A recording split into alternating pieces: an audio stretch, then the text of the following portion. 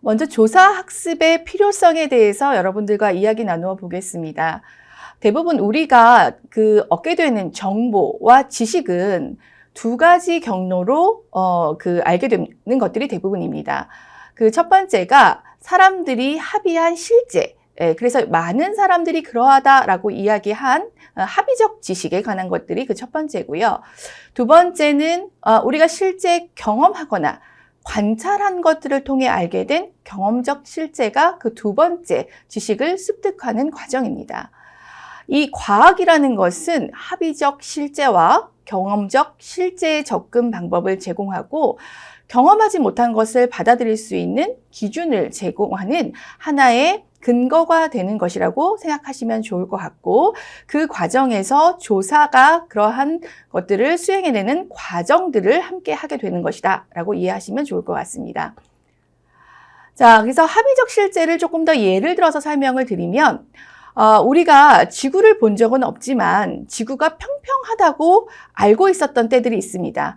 모든 학자들이 지구가 평평하다라고 했기 때문에 우리도 그런 학자들이 합의한 실제에 의해서 지구가 평평하다라는 보편적 믿음을 가지고 있었던 그런 적이 있었습니다. 그리고 경험적 실제라는 것은 실제로 로키 산맥 같은 빙하 물에 들어가 봤을 때 그 물이 너무 차갑다라고 우리가 이제 느끼는 것. 그래서 그렇게 경험을 통해서 알게 되는 것이 경험적 실제에 해당이 됩니다.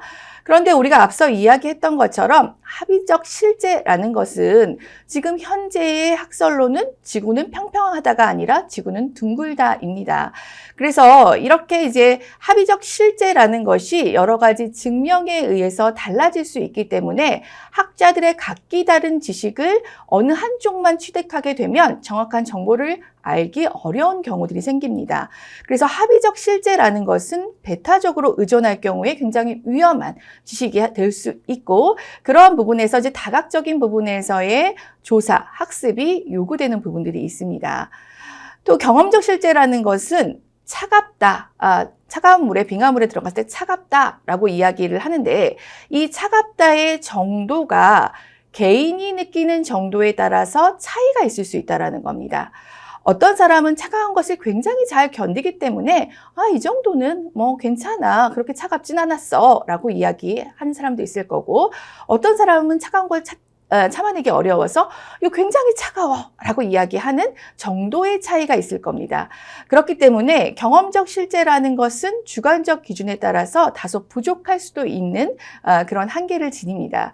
그래서 이러한 부분들을 조금 더 과학적으로 증명해내기 위해서 우리는 조사라는 것을 현장에서 좀 진행하게 되는데, 이러한 부분들이 이 합의적 실제나 경험적 실제에서의 어떤 이제 부족한 부분, 한계점들을 좀 보완하는 역할들을 하게 될 겁니다. 자, 그래서 이렇게 과학을 정의하는 방법들은 이러한 부분들에 대한 지식을 조금 더 보완하기 위해서 활용되는데, 이때 대상을 중심으로 그리고 어떤 방식으로 조사할 것인가 하는 방법을 중심으로, 그리고 어떠한 목적으로 조사할 것인가 하는 그 목적을 중심으로 과학의 개념을 좀 구분해 볼 수 있습니다. 첫 번째는 대상 중심의 접근법입니다. 구체적인 사실, 사물, 현상, 인식을 관찰함으로써 경험하게 되는 부분들이죠.